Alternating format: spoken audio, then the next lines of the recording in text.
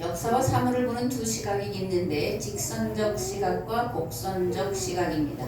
직선적 시각은 서양의 시각이고 곡선적 시각은 동양의 시각인데 중요한 것은 성경의 시각이 곡선적이라는 거예요. 그런데 문제가 뭐냐면 그동안 기독교가 전개한 신학인 구속사 신학은 곡선이 아니라 직선적인 시각이라는 것이고 그 출발이 어거스틴이 쓴 두 도성에 있다라는 거예요. 구속사 신학 많이 들어보셨는데 무엇을 말하는 걸까? 골자는 하나님께서 창조하신 완전한 세상을 인간의 탐욕, 곧 하나님과 같아지려는 교만으로 인해 타락하고 멸망하게 되었는데 이것을 예수 그리스도의 십자가 대속을 통해 온전히 회복시키신다, 구원하신다, 완성하신다라는 거예요. 그러니까 창조와 타락과 그리고 구원 그리고 심판의 두 식으로 이어지는 것이 구속사 신학의 핵심입니다. 이것을 다시 간략하게 도식화하면 첫째, 하나님의 선하시고 완전하신 창조, 둘째, 인간의 타락, 셋째, 예수 그리스도를 통한 구원, 그리고 마지막은 종말이라는 거예요. 그런데 이 종말이란 세상의 멸망과 하나님 나라를 완성하는 것을 말하는데 문제는 종말 때까지 세상 나라와 하나님 나라가 혼재한다라고 보는 것이고 그러므로 세상에 속한 삶을 살지 말고 하나님 나라를 소망하며 살라는 요청이에요. 근데 이렇게 신학을 전개한 이가 어거스틴이고 그를 역사신학의 시초다 이렇게 부르면서 지금까지 이런 구속사 신학이 기독교 신학의 정통으로 자리를 잡고 있습니다. 어거스틴이 두 도성을 통해서 직선적인 역사신학을 전개한 데에는 이유가 있어요. 그 이유는 뭐냐면 로마시의 멸망입니다. 어거스틴이 두 도성을 집필하기 시작한 것은 410년 8월 24일 로마시가 고트족의 알라릭에게 정복당했기 때문인데 이렇게 된 원인은 어디 있을까? 팍스 로마나 들어보셨죠? 600년 로마 제국의 평화 때문에 다른 민족의 침입에 대해서 아무런 감각도 없었고 대비도 없었다라는 거예요. 그런데 민족의 대이동을 통해서 고트족, 고딕체 이런 거 나오잖아요. 고트족이 남하하면서 아무 방비와 대책도 없는 로마시를 정복을 했다라는 거예요. 교회 사가인 곤잘레스라는 사람이 있는데 그 당시를 이렇게 표현을 하고 있습니다. 어거스틴이 숨을 거둘 때 반달족들은 휘포를 포위하고 있었다. 얼마 안 되어 그들은 이집트를 제외한 아프리카 북부 해안을 장악했다. 그보다 수년 전인 410년에는 알라릭이 이끄는 고트족에 의해 로마가 함락되었다. 그보다 앞서 378년 아드리아노플 전투에서는 황제가 고트족에게 참패를 당하고 살해되었으며 고트족 병사들은 콘스탄티노플 성벽에까지 접근했다. 이제 고트족 그럴 때 이 고트족은 그 지금 독일 이쪽의 사람들이에요.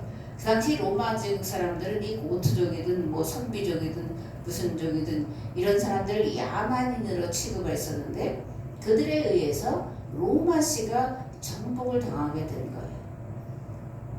영원한 나라라고 생각했던 로마가 야만인이라고 여겼던 고트족에 점령당하자 로마 제국 사람들은 이거 뭐라 그래야 되죠? 놀랐습니다. 그러면서 그 원인을 기독교 때문이다 이렇게 하는 거예요. 기독교가 로마 제국의 신들을 다 없애버렸기 때문에 신들이 노하여 로마 제국이 멸망했다라고 기독교인들을 비난을 했다라는 겁니다. 이에 대해서 어거스틴은 두 도성을 통해 기독교를 변증을 하고 있어요. 로마 제국이 멸망한 것은 기독교 때문이 아니라 뭐라는 거예요? 로마 제국 당신들의 죄 때문이다.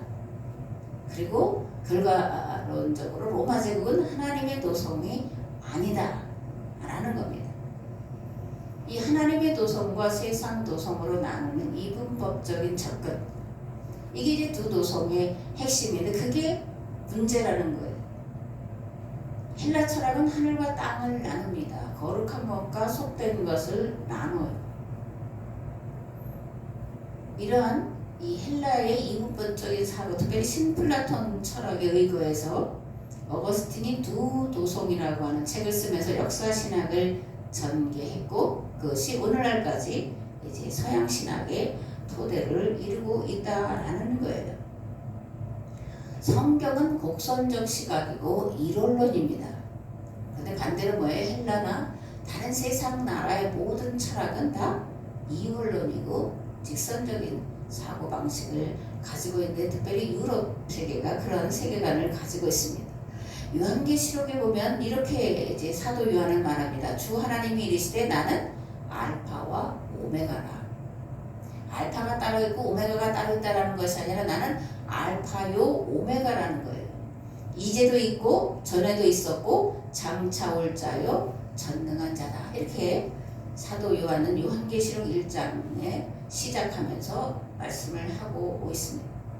사도 요한은 헬라 철학의 중심 도시인 에베소에서 목회라고 말년에 그것에서 죽었어. 지금 에베소에 가면 사도 요한의 무덤이 그대로 있습니다.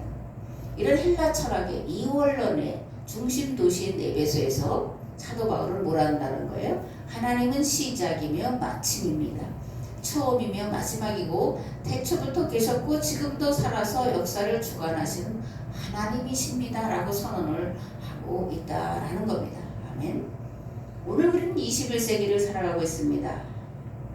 한 세대, 한 세기가 바뀌면 바뀐 시대와 바뀐 세기를 이끌어갈 새로운 사상과 신학이 출현해야 합니다. 21세기는 서양의 시대가 종언을 구하고 동양의 시대가 출현했음을 알리는 것으로부터 시작을 했습니다.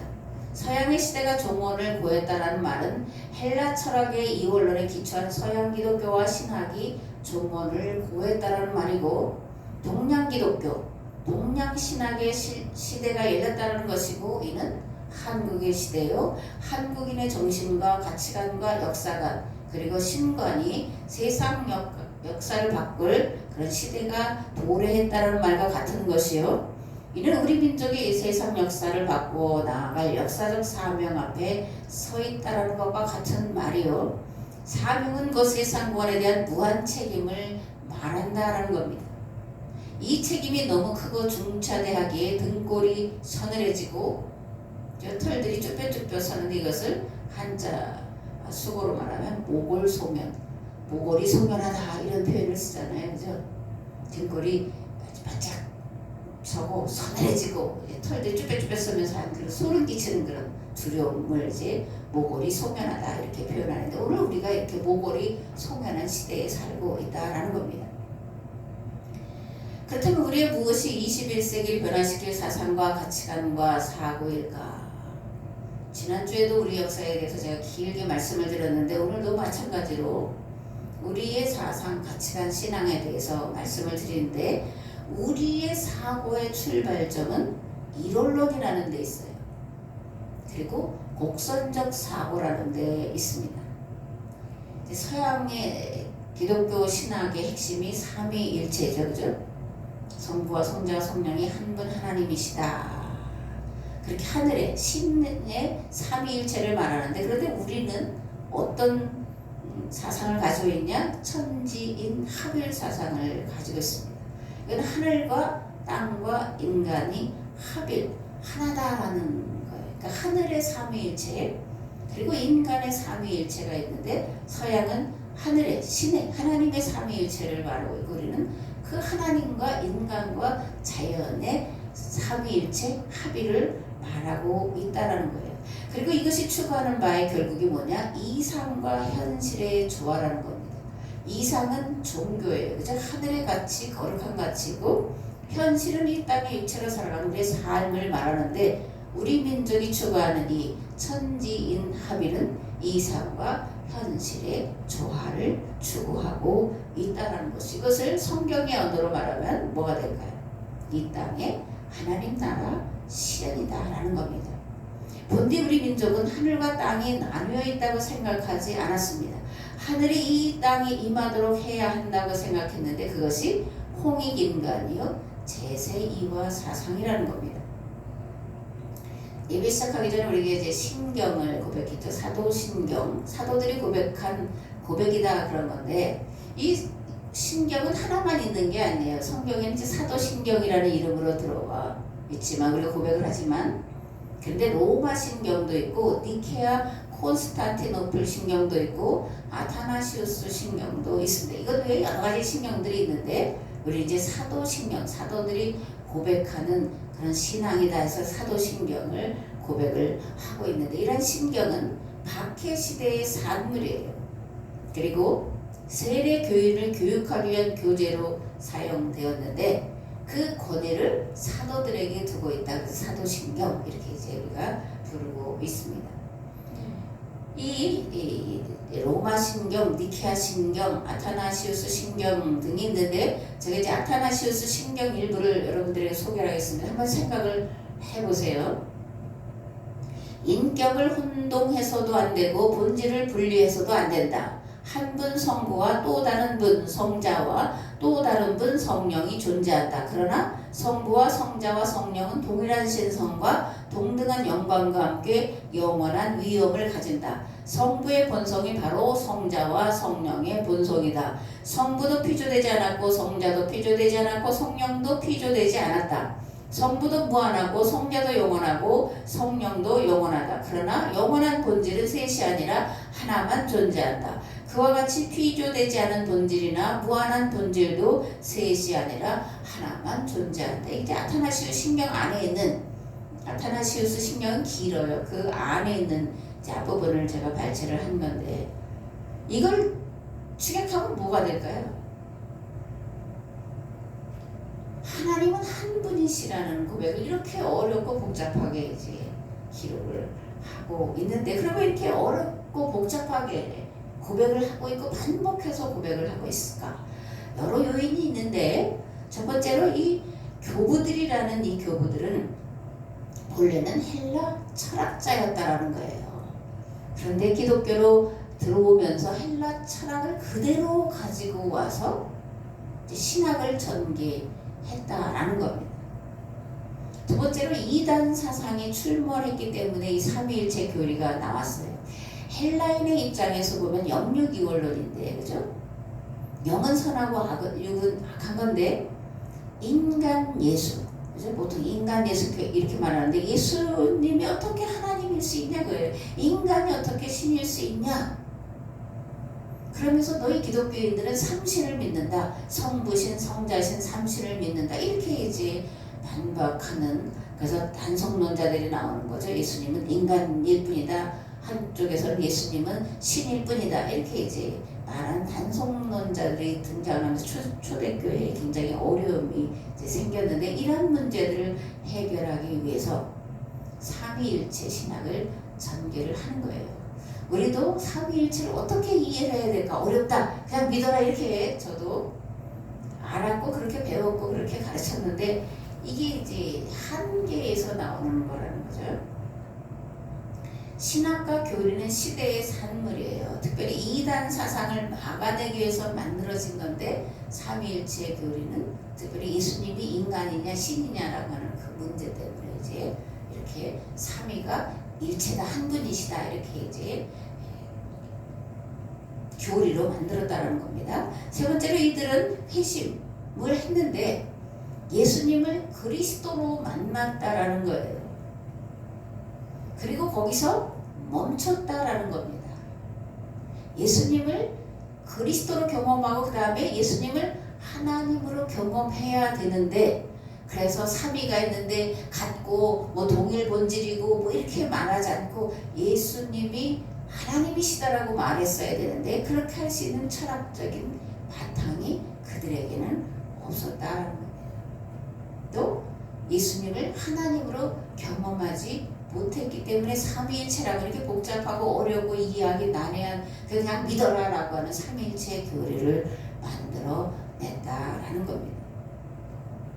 그러나 사도 바울을 보면 다메섹에서는 예수님을 부활하신 그리스도로 만나요. 그런데 거기서 그치는 게 아닙니다. 14년 동안 사도 바울은 홀로 구약을 가지고 예수님이 누구신지를 연구를 하는 거예요. 기도하고. 그러면서 예수님을 하나님으로 다시 만나는 경험을 하게 되고 그 경험을 통해서 이제 이방인 신학을 전개하면서 등장을 하고 있고 사도 바울로 인해서 오늘 우리가 예수님을 그리스도로 예수님을 하나님으로 믿고 있다라는 겁니다. 골로새서와 로마서를 보면 사도 바울은 이렇게 고백을 합니다. 그는 보이지 아니하는 하나님의 형상이시요 모든 피조물보다 먼저 나신 이시니 만물이 그에게서 창조되되 하늘과 땅에서 보이는 것들과 보이지 않는 것들과 혹은 왕권들이나 주권들이나 통치자들이나 권세들이나 만물이 다 그로 말미암고 그를 위하여 창조되었고 또한 그가 만물보다 먼저 계시고 만물이 그 안에 함께 섰느니라. 이는 만물이 주에게서 나오고 주로 말미암고 주에게로 돌아감이라. 그에게 영광이 세세에 있을지어다. 아멘. 이렇게 사도 바울은 예수님은 보이지 않는 하나님의 형상이시다, 하나님이시다 이렇게 고백을 하고 있다라는 겁니다.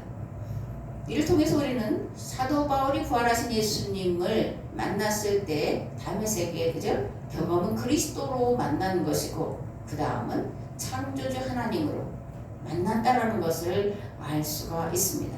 앞에서 말씀드린 대로 우리는 예수님을 두 번 만나야 돼요.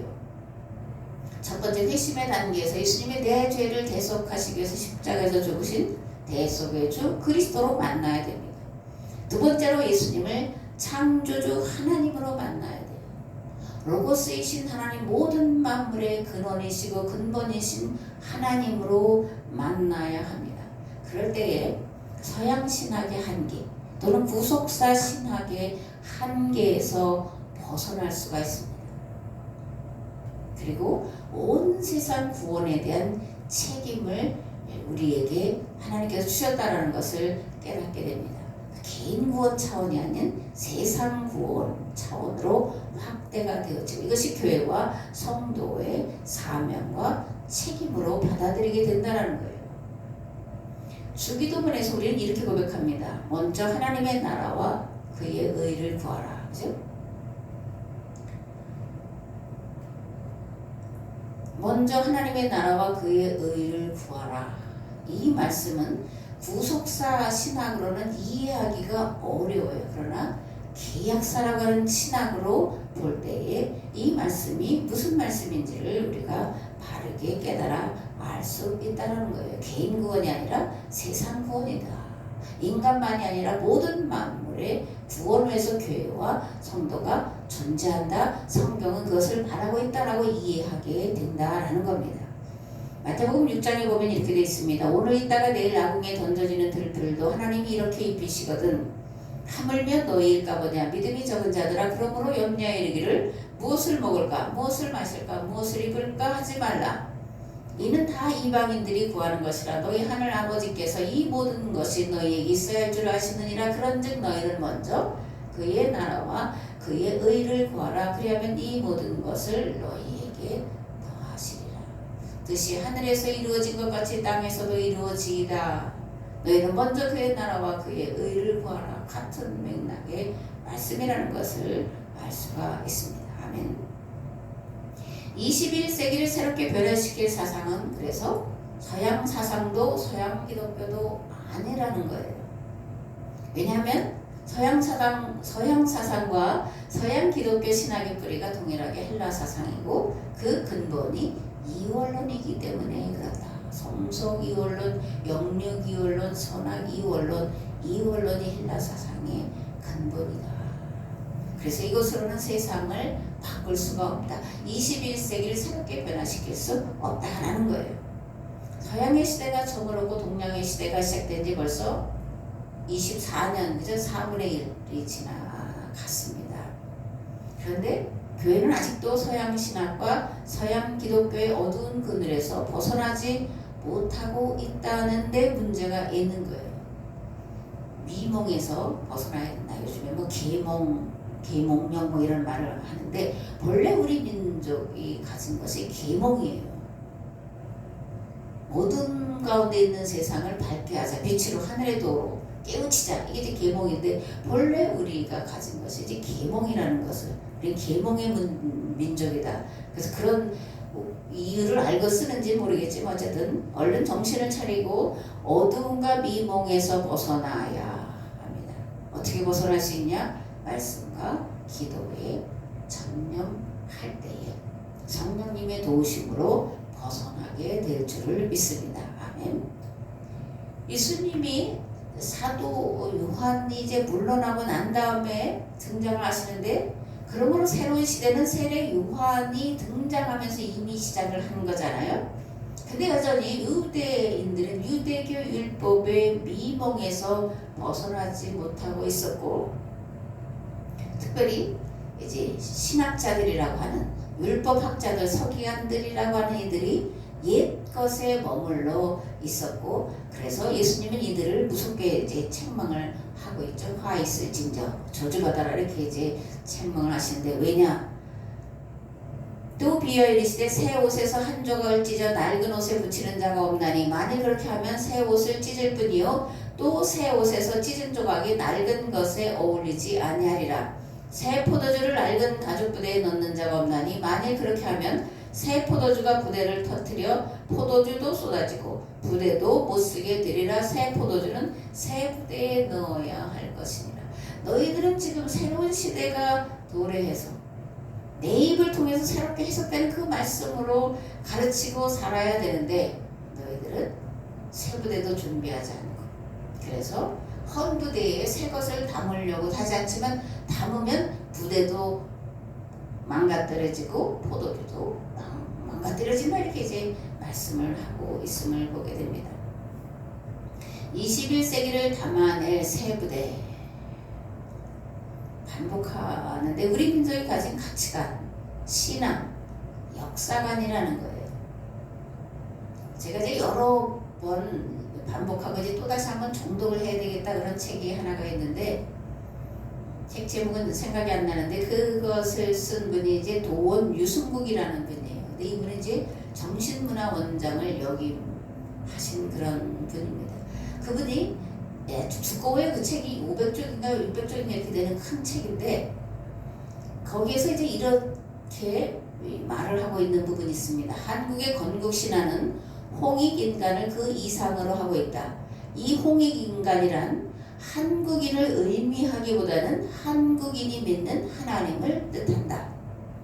삼국시대의 박혁거세나 고구려 동명왕의 경우만 보더라도 광명 2세 또는 이도요치라 하듯이 그들의 건국신화는 모두 신의 뜻을 이어받아 광명으로 세상을 다스리며 진리로 나라를 다스려 천하를 화평하게 함을 통치의 이상으로 삼았다. 한민족은 예로부터 하나님께 감사 제사를 드리는 풍속을 전해왔다. 신의 은총에 의해 복된 삶을 누릴 수 있는 신시건설을 목표로 살아온 종교적인 민족임을 알 수 있다. 홍익인간 이념에서 보듯이 어떤 특정한 민족이나 국가 또는 계급을 위하는 것이 아니라 모든 사람 하나하나를 구제한다는 보편적 인간애와 평화정신이 한민족의 이상이며, 그것이 한민족이 믿는 신의 뜻인 것이다.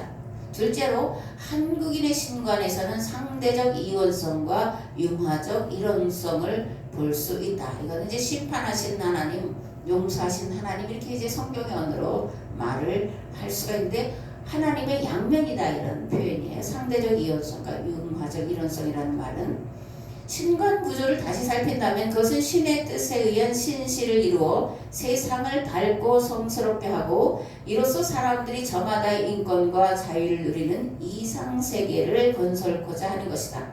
이것이 후세 정암 조광조의 태화지역, 태계 이황의 인수지역, 율곡 이의 대동세계 건설이라 하겠다. 태화는 큰 평화 뭐 이런 뜻이고, 인수지역은 이제 어진 인간들이 다스리는 그런 의미이고, 대동세계는 모두가 이제 어우러져 사는 세계다 이런 건데, 그러나 이를 현실을 부정하고 천국을 따로 건설하자는 것이 아니라 현실 그 자체의 즉각 뭐 이런 표현이에요. 그 현실에 즉하여 이상이 현실이 되도록 하는 것이 그 특징이다. 우리 민족의 특징, 우리의 신앙은 이상이 현실이 되도록 하는 거다. 두 기둥이 홍익인간과 제세이거다. 이렇게 이제 유승규 교수가 정리해 놓은 것을 보게 됩니다. 주기도문에 뭐라고 되어 있어요? 뜻이 하늘에서 이루어진 것 같이 땅에서도 이루어지이다. 이상을 현실에서 좋아해야 된다. 이런 말과 같은 거죠. 그죠? 하나님의 뜻, 이 땅에 하나님 나라를 이루고 살라는 겁니다. 이 땅에 이루어야 하는 하나님 나라, 이상과 현실이 된 나라라는 거예요. 하나님의 이상, 곧 하나님의 뜻과 소원은 우리가 하나님 안에서 자연 만물과 더불어 행복하게 어우러져 살아가는 것입니다. 하나님이 창조하신 에덴 동산은 하나님이 보시기에 더할 나위 없이 좋은 세상, 곧 하나님과 자연과 인간이 평화롭게 어울려져 살아가는 세상이었는데, 이것을 우리의 사상으로 말하면 뭐라는 거예요? 천지인 하벨 사상이다. 이렇게 말할 수 있다는 겁니다. 창세기 1장에 이렇게 되어 있습니다. 하나님이 이르시되 우리의 형상을 따라 우리의 모양대로 우리가 사람을 만들고, 인간은 하나님의 모양과 형상대로 지음을 받은 자다라는 겁니다. 하나님께서 하나님의 모양과 형상을 따라 우리를 만들어 놓으시고 세상 모든 만물들을 맡기셨다라는 거예요. 복을 주셔서, 인간에게 복을 주셔서 생육하고 번성하여 땅에 충만하라, 정복하라, 다스리라, 그렇게 말씀하셨는데, 특별히 우리가 이제 오해하는 건 정복하라 그래서 마음대로 자연을 훼손하고 하는 것으로 잘못 적용해 왔는데, 그 말이 아닙니다. 인간을 힘들게 하는 것들을 해결하라, 그런 말씀으로도 이해할 수가 있다는 것. 땅과 더불어 자연 만물과 더불어서 행복하게 살아가라고 우리에게 맡기셨다라는 겁니다. 그러면서 씨 맺는 채소와 씨 가진 열매 맺는 모든 나무를 우리의 먹거리로 주셨다. 또 땅의 모든 짐승과 하늘의 모든 새와 생명이 있어 땅에 기는 모든 것들을 풀을 먹거리로 주셨다. 그래서 풀을 먹고 사는 짐승이나 새들이나 물고기나 이런 것들을 인간이 먹고 살아라, 이렇게 이제 창세기에 말씀을 하고 있는 거죠. 그러시면서 이렇게 말씀합니다. 하나님이 지으신 그 모든 것을 보시기에 심히 좋았더라. 저녁이 되고 아침이 되니 이는 여섯째 날이니라. 천지인 합의를 이루는 세상은 하나님 보시기에 심히 아름다운 인간이 살아가기에 최적의 조건이라는 것이, 그것을 에덴 동산이다 이렇게 말하는데, 우리 민족이 가진 사상은 에덴 동산을 만들어가라는 사상, 하나님 안에서 인간과 자연이 어우러져서 그런 행복한 세상, 건강한 세상을 만들어라, 천지인 합의 사상이다, 이런 거예요. 또 창세기 2장에 보면 여호와 하나님이 땅의 흙으로 사람을 지으시고 생기를 그 코에 불어넣으시니 사람이 생명이 되니라. 여호와 하나님이 동방의 에덴의 동산을 창설하시고 그 지으신 사람을 거기 두셨다. 하나님께서 보시기에 심히 좋은 동산을 만들어 놓으시고 사람을 거기에 거하게 하시고 동산에 거니는 사람을 찾아오시고 말씀하셨다라고 창세기 1, 2, 3장에 기록이 되어 있습니다. 이것이 우리가 추구하고 성경이 말하는 하나님의 나라예요. 하나님의 뜻이 하늘에서 같이 이 땅에서 이루어져야 될 하나님 나라의 모델이라는 겁니다. 아멘. 우리가 인정해야 되는 게 있는데 매 시대마다 한계가 있다라는 거예요. 이제 구속사 신학을 잘못됐다 이렇게 표현을 할 수도 있는데, 저는 잘못됐다라고 표현을 하지 않습니다. 한계다라는 말로 바꿔서 표현을 하고자 합니다. 매 시대마다 한계가 있어요. 서양 기독교와 서양 신학은 서양이라는 한계, 그리고 헬라 철학이라는 한계 속에서 자리 잡았다는 것을 우리가 인정을 해야 돼요. 그렇지 않으면 구속사 신학을 가지고 신앙생활한 사람들은 다 구원받을 수 없다고 착각할 수가 있습니다. 그럼 그때는 하나님 안 계셨냐? 아무도 구원받지 못하고 오늘 우리만 구원받냐? 그렇게 되면 잘못되는 거예요. 한계성 속에서 그럼에도 불구하고 신앙생활을 위해서, 하나님 나라를 위해서 목숨 건 자들에 대해서 하나님께서 어찌 구원해 주시지 않겠나요? 그죠? 그러니까 한계를 인정을 해야 된다라는 거예요. 그런데 이제는 그 한계를 벗어났다라는 거예요. 그 한계를 벗어났다라는 거 우리가 인정을 해야 된다라는 거예요. 동서양이 융합하고 인문학과 자연과학이 통합을 이루는 시대에 우리가 살아가고 있습니다. 그러니까 성경 기록됐을 때 그들은 동양에 조선이라는 나라가 있었는지 뭐 중국이라는 나라가 있었는지 몰랐습니다. 그 유럽이라는 세계 안에서 그 세계가 모두 전부라고 생각을 하며 살았어요. 그리고 헬라 철학이라고 하는 이 뿌리 깊은 사상에 그들은 그것이 한계다 잘못이다라는 생각을 전혀 할 수 없는 그런 옷을 입고 살았기 때문에 그 문제를 발견할 수가 없었다라는 거예요. 그런데 오늘 우리는 어떻게 발견하냐? 동서양이 만나면서 사상이 만나면서 문화가 만나면서 그것이 그들의 한계구나. 동양도 동양의 한계가 있다는 것을 인정하고 서양도 한계가 있다는 것을 인정하고 이들이 만나야 온전하다라고 하는 것을 인식하게 됐다. 그것이 21세기다. 동양의 시대다. 이렇게 이제 표현을 하고 있다는 겁니다. 그러니까 인문학과 자연과학이 동떨어진 것 같지만 통합이라는 거예요. 우리가 그걸 뭐라 그러죠? 창조론이 아니라 진화론을 가지고 지금까지 싸우는데 창조론과 진화론은 양면이에요. 하나님이 창조하셨고 창조된 세상은 진화라는 것으로 우리가 인식을 하고 있다는 겁니다. 진화론이 잘못된 게 아니에요. 창조된 것은 어떤 것은 더 발전하고 어떤 것은 퇴보하는 게 사실이에요. 그래서 현상입니다. 실제입니다. 그걸 진화라는 것으로 표현하고 있기 때문에 그거 가지고 싸울 일이 없다는 거예요. 창조되고 그 다음에 이제 펼쳐져가는 현상을 진화다 이렇게 표현하고 있다는 것을 우리가 인식을 하고 혹시나 그걸 가지고 뭐라고 하는 자들에게 이런 말로 그들을 설득을 해야 한다는 겁니다. 지리적인 한계와 학문적인 한계를 뛰어넘는 시대가 21세기예요. 그러므로 이제 그리고 속히 기독교와 신학은 서양 일변도에서 벗어나야 한다는 거예요. 구속사 신학의 한계, 다시 말하면 서양 철학의 바탕에 선 서양 신학의 한계를 벗어나서 성경이 말씀하고 있는 신해산 계약법에서 말씀하고 있는 계약신학으로 나아가야 한다라는 겁니다. 이것이 이성과 과학의 한계에 직면한 21세기의 난제를 해결할 유일한 길이다. 저는 그렇게 생각합니다.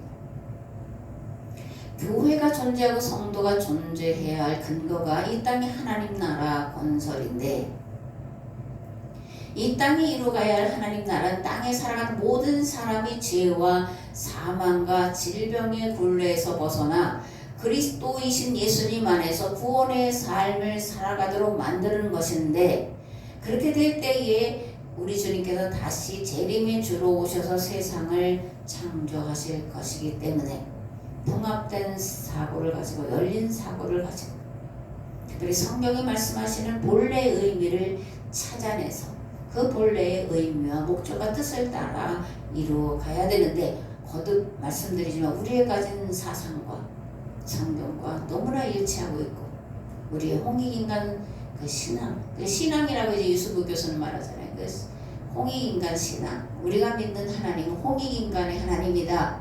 성경으로 말하면 우리가 믿는 하나님은 희년의 하나님이다. 세상 모두가 골고루 잘 살도록 아브라함을 택하셔서 그에게 복을 주시고 그를 통해서 모든 만물들이 복받게 하신 하나님이다. 이런 고백과 같이 만나진다는 겁니다. 지난주에도 말씀드렸지만 그래서 우리의 역사, 우리의 사상, 우리의 가치관을 성경으로 다시 해석을 해서 우리의 역사를 가르쳐야 돼요. 이런 가르침이 우리 교회 안에서 있어질 때 얼마나 가슴이 웅장하겠냐요. 그죠? 우리는 학교 다닐 때 아침 조회 시간마다 외쳤어요. 우리는 민족 중흥의 역사적 사명을 띠고 이 땅에 태어났다. 가난의 극복이 우리 민족이 가진 역사적인 사명이다라고 가르침을 받았고 그래서 목숨을 걸고 사실 그렇게 살아가고 여러분들은 행복한 시대, 풍요한 시대에 살아가고 있어요. 그런 것을 우리가 알아서 다시 우리의 사명, 우리가 무엇에 궁극적인 목적을 두고 살아가야 되느냐, 특별히 교회와 성도는 이 땅의 하나님 나라, 이 삶과 현실이 조화돼서 천지인이 합의를 이루는 복된 세상을 만들어가는 데에 삶의 목적을 두고 최선을 다해서 살아가야 된다 이렇게 말씀을 드립니다. 아멘.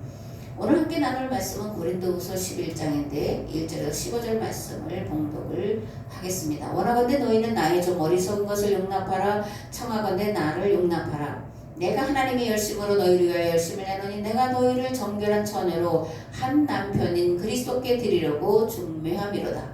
그러나 나는 뱀이 그 관계로 하와를 미혹한 것 같이 너희 마음이 그리스도를 향하는 진실함과 깨끗함에서 떠나 부패할까 두려워하더라. 만일 누가 가서 우리가 전파하지 아니한 다른 예수를 전파하거나 혹은 너희가 받지 아니한 다른 영을 받게 하거나 혹은 너희가 받지 아니한 다른 복음을 받게 할 때는 너희가 잘 용납하는구나. 나는 지극히 크다는 사도들보다 부족한 것이 조금도 없는 줄로 생각하노라. 내가 비록 말에는 부족하나 지식에는 그렇지 아니하니 이것을 우리가 모든 사람 가운데서 모든 일로 너에게 나타내었노라. 내가 너희를 높이려고 나를 낮추어 하나님의 복음을 값없이 너에게 전함으로 죄를 지었느냐. 내가 너희를 섬기기 위하여 다른 여러 교회에서 비용을 받는 것은 탈취한 것이라. 비용을 안 받았다라는 얘기예요. 또 내가 너희와 함께 있을 때 비용이 부족하였을 때 아무에게 누를 끼치지 아니하였으면 마게도냐에서 온 형제들이 나의 부족한 것을 보충하였습니다. 빌립보 교회가 루디아를 중심으로 한 이들이 물질을 풍족하게 섬겼다라는 겁니다.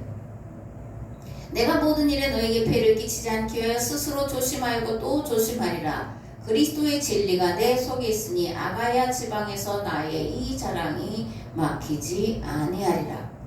어떠한 까닭이냐? 내가 너희를 사랑하지 아니함이냐? 하나님이 아시느니라. 나는 내가 해온 그대로 앞으로도 하리니 기회를 찾는 자들이 그 자랑하는 일로 우리와 같이 인정받으려는 그 기회를 끊으려 함이라. 그런 사람들은 거짓 사도요 속이는 일꾼이니 자기를 그리스도의 사도로 가장하는 자들이니라. 이것은 이상한 일이 아니니라. 사탄도 자기를 광명의 천사로 가장하나니 그러므로 사탄의 일꾼들도 자기를 의의 일꾼으로 가장하는 것이 또한 대단한 일이 아니니라. 그들의 마지막은 그 행위대로 되리라. 아멘.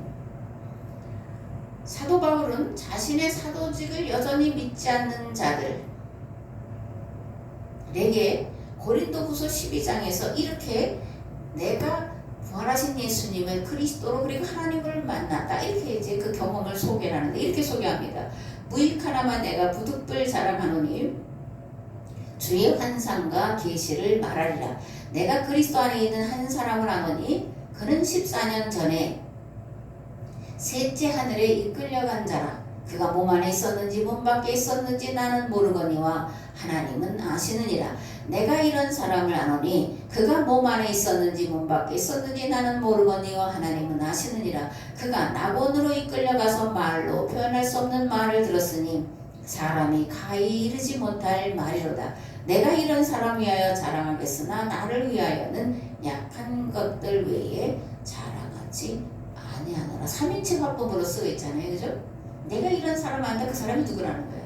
나다라는 겁니다. 내가 이제 그 당시에 이제 과학으로 셋째 하늘이 있다라고 삼층천 이렇게 표현하잖아요. 그 당시에 과학이라는 겁니다. 지금 삼층천이 있다라는 얘기는 아니에요. 근데 이제 한계라는 겁니다. 어쨌든 내가 셋째 하늘에 갔었는데 그때 하나님을 뵀다.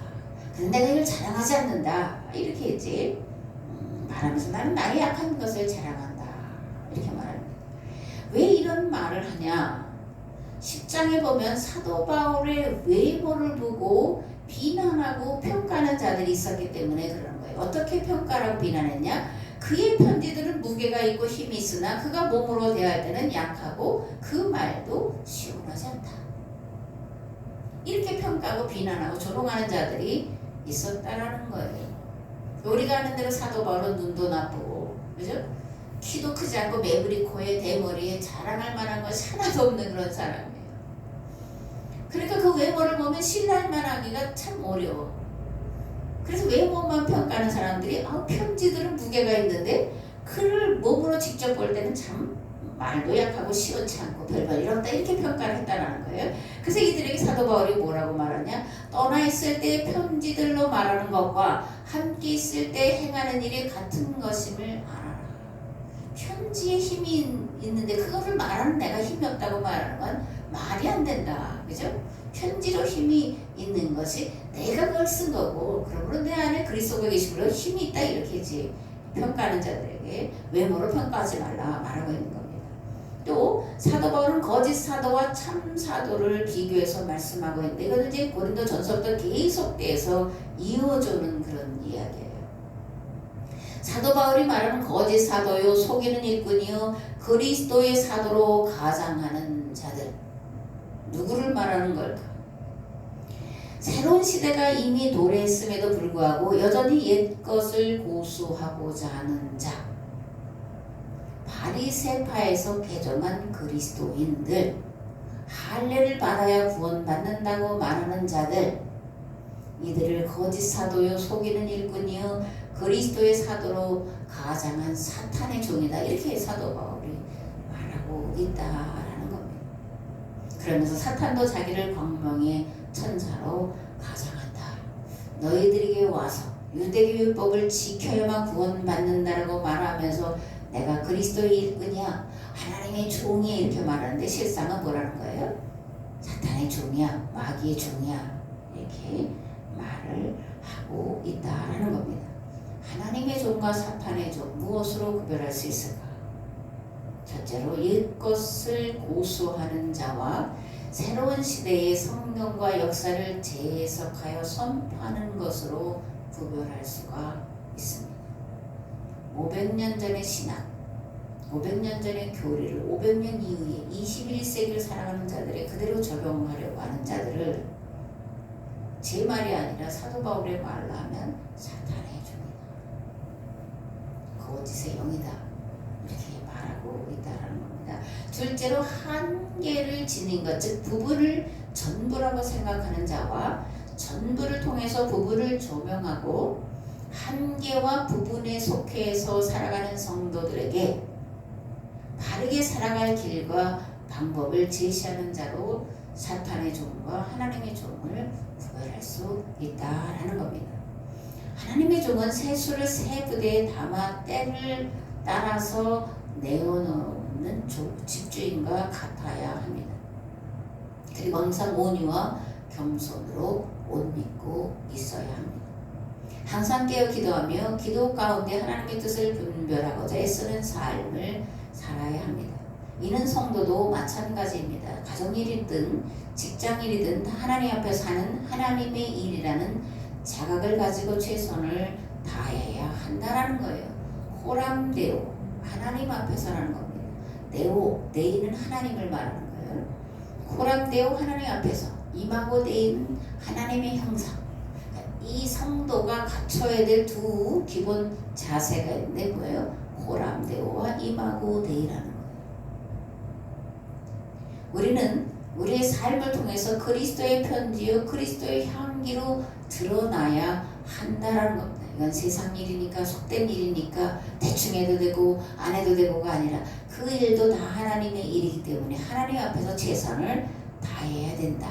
그러므로 참 그리스도이냐, 이렇게 세상 사람들의 입에 오르내려야 된다. 선한 영향력을 끼치고 확대해 나가야 한다라는 겁니다. 우리의 삶의 모습을 보고 성도들뿐만이 아니라 믿지 않는 자들이 하나님을 발견하도록 해야 한다라는 거예요. 특별히 목회하는 성도들이 세상 가운데 들어가서 하나님을 드러내도록 가르치고 훈련을 시켜야 합니다.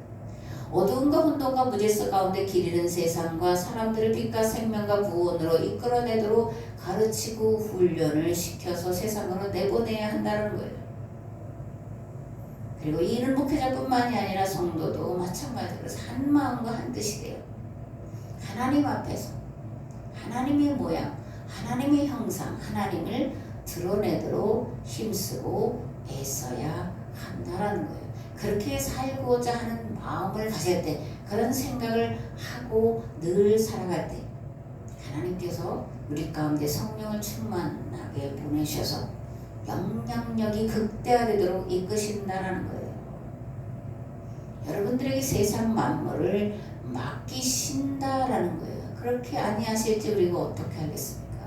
그러므로 오늘부터 말씀과 기도에 전념하면서 일할 때든 아이를 키울 때든 가정일이든 무슨 일이든 하나님 앞에서 하나님의 형상을 드러내도록 애쓰셔서 여러분들을 통해서 하나님이 하나님의 뜻이 하늘에서 이루어진 것처럼 이 땅에서 이루어지도록 쓰임받는 복된 성도 되시기를 우리 주 예수 그리스도의 이름으로 축복합니다. 아멘.